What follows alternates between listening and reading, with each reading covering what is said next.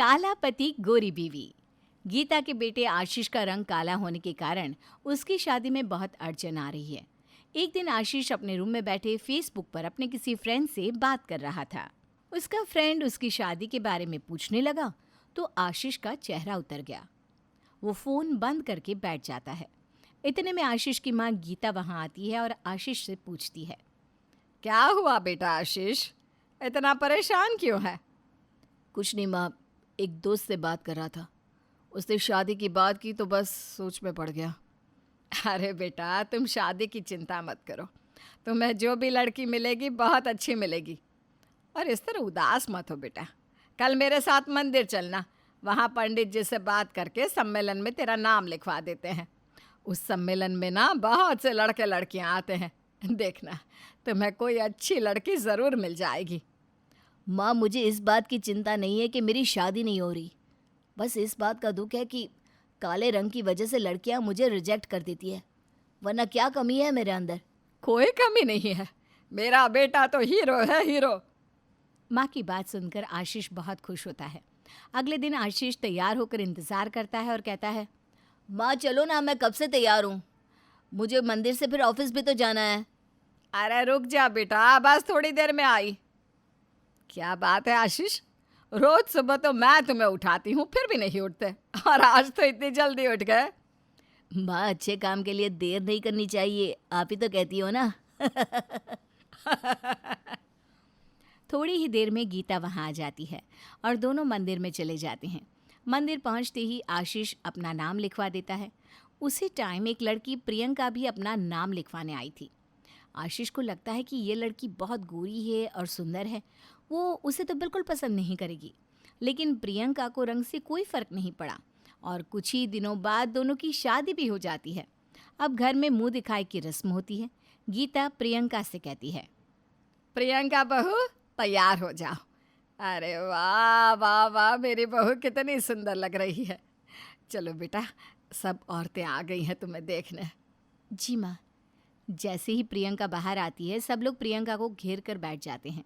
सब मुंह दिखाई की रस्म करते हैं और एक ही बात दोहराते हैं, आशीष के तो भाग खुल गए, उसको इतनी सुंदर बीवी मिली है। कहाँ आशीष की शादी अब तक नहीं हो रही थी, कहाँ आशीष को इतनी सुंदर गोरी पत्नी मिल गई। कौवे और हंस की जोड़ी है दोनों की। ये बात सुनकर सारी औरतें हंसने लगी। इतने में वहाँ गीता कहती है, अरे तुम सब क्यों मेरे बेटे बहू का मजाक उड़ा रही हो? भाभी जी, हम कहाँ मजाक उड़ा रहे हैं। अरे आशीष, सच में ना तेरे तो भाग खुल गए, तेरी बीवी तो बहुत सुंदर है। आशीष और गीता ये सुनकर बहुत खुश होते हैं। ऐसे ही कुछ दिन निकल जाते हैं। प्रियंका आशीष को बहुत प्यार करने लगती है। दोनों एक दूसरे के साथ बहुत खुश होते हैं। एक दिन आशीष और प्रियंका मॉल घूमने जाते हैं तो आशीष का दोस्त वहाँ मिल जाता है और आशीष को देखते ही कहता है, अरे भाई आशीष, कहाँ हो, आजकल देखते ही नहीं। मैं तो यहीं हूँ, तुम्हारा ही कुछ पता नहीं। और बताओ क्या हाल है? सब कुछ ठीक चल रहा है, तुम ये बताओ कि तुम्हारी शादी हुई या नहीं। अरे क्या बात कर रहे हो, मैंने तुम्हें अपनी शादी का कार्ड भेजा तो था, तुम्हें मिला नहीं था क्या? दोनों दोस्त बात कर ही रहे थे तभी प्रियंका आशीष को आवाज़ लगाती है। आशीष का दोस्त कहता है, आशीष, ये कौन है जो तुझे बुला रही है, तेरी बॉस है क्या? वो मेरी बॉस नहीं, मेरी वाइफ है।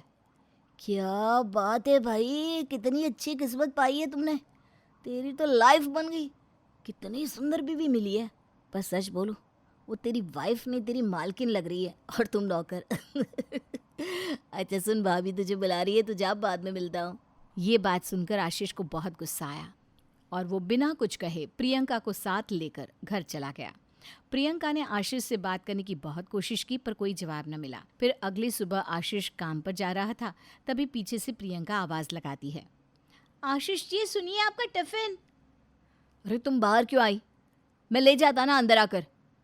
तभी पड़ोस की कुछ औरतें आशीष से कहती है, अरे इतने प्यार से दे रही है तो ले लेना, क्यों नखरे दिखा रहा है। आशीष, वैसे मानना तो पड़ेगा, एक तो तुम्हें इतनी अच्छी बीवी मिली, वो भी इतनी फिक्र करने वाली। आशीष, तेरे तो भाग खुल गए, ये तो वही बात हो गई, सोने पे सुहागा। ये बात आशीष को बुरी लगती है। वो बिना कुछ कहे वहाँ से चला जाता है और धीरे धीरे दोनों के बीच में दूरियां बढ़ जाती हैं। एक दिन शाम को आशीष अकेले रूम में बैठा होता है।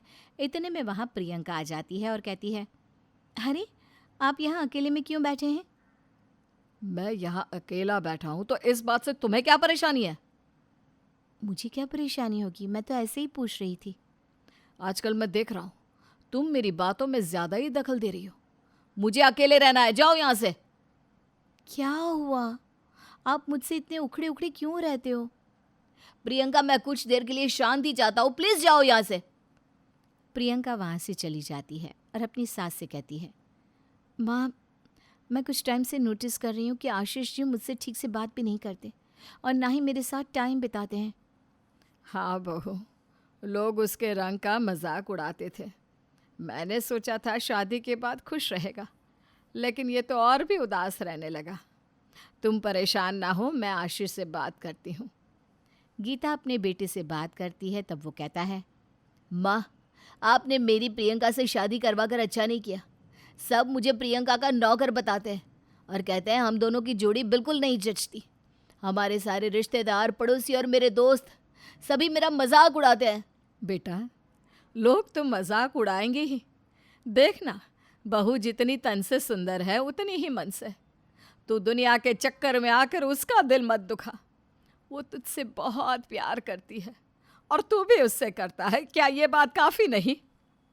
गीता ने अपने बेटे को खूब समझाया, लेकिन उसके समझाने का आशीष पर कोई असर नहीं हुआ। वो प्रियंका से ठीक से बात ही नहीं करता था। लेकिन प्रियंका ने कई बार आशीष को समझाने की कोशिश की।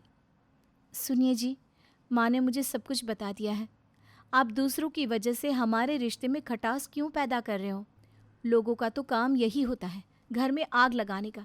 वो तो हमेशा कुछ न कुछ कहते ही रहेंगे। याद करिए, पहले जब आपकी शादी को लेकर लोग आपका मजाक बनाते थे और अब शादी हो गई तब भी आपका मजाक बना रहे हैं। प्रियंका, तुम जाकर अपना काम करो ना। क्यों मेरा दिमाग खराब करने आ गई? और गलत क्या कहते हैं लोग? सही तो कहते हैं। भला तुम्हारा और मेरा क्या मेल? तुम इतनी सुंदर और मैं इतना बुरा, काला। लेकिन मुझे इस बात से कोई फर्क नहीं पड़ता। आपसे मैंने तो कुछ नहीं कहा। अगर आप लोगों की बात में आकर मुझसे बात नहीं करती तो इसमें लोगों का काम आसान होगा। तुम्हें इस बात से भले ही कोई फर्क नहीं पड़ता, लेकिन मुझे पड़ता है। आशीष ये बोलकर वहाँ से चला जाता है। इसी तरह कई दिन बीत जाते हैं और प्रियंका कई बार आशीष से बात करने की कोशिश करती है, लेकिन आशीष का बर्ताव नहीं बदलता, वो ऐसा ही रहता है। इसी बीच गीता भी आशीष को समझाती है, लेकिन आशीष पर किसी की बात से कोई फर्क नहीं पड़ता। कुछ दिन बाद प्रियंका अपनी माँ के घर जाती है। अरे बेटा, बहुत दिन बाद अपनी माँ की याद आई। कैसी हो? मैं ठीक हूँ माँ, आप कैसी हो? मुझे सच में आपकी बहुत याद आ रही थी, इसलिए मैं आपसे मिलने आ गई। दामाद जी नहीं आए तुम्हारे साथ? वो कैसे हैं? आशीष जी मेरे साथ नहीं आए और अब शायद कभी नहीं आएंगे। क्या हुआ बेटा, ऐसा क्यों बोल रही हो? माँ, शादी के कुछ दिन तक तो सब कुछ ठीक चला। आशीष जी मेरा बहुत ख्याल रखते थे, मेरी हर बात मानते थे। हम दोनों बहुत खुश थे। लेकिन अब आशीष जी मुझसे ठीक से बात भी नहीं करते, हमेशा चिल्लाते रहते हैं। क्यों बेटी, ऐसा क्या हो गया कि दामाद जी तुझसे बात नहीं करते? माँ, हमारे सारे रिश्तेदार, पड़ोसी और आशीष के दोस्त मेरे रंग और आशीष जी के रंग की तुलना करते हैं, उनका मजाक बनाते हैं। मैंने उन्हें समझाने की बहुत कोशिश की, लेकिन वो मेरी बात सुनते ही नहीं। समझ में नहीं आता क्या करूँ, कैसे समझाऊँ उन्हें। मेरा तो अपने ससुराल जाने का मन ही नहीं कर रहा। बेटा तू परेशान ना हो, अब तो तुम दोनों की शादी हो चुकी है। अब तो कुछ नहीं हो सकता, निभाना तो पड़ेगा ही। बस तू दामाद जी को समझाने की कोशिश कर, वो ज़रूर समझ जाएंगे। अपनी माँ की बात सुनकर प्रियंका और दुविधा में पड़ गई। उसे समझ में नहीं आ रहा था कि वो अपने पति को कैसे समझाए। क्या आप प्रियंका की मदद कर सकते हैं? अगर हाँ, तो कमेंट करके अपनी राय ज़रूर बताइएगा।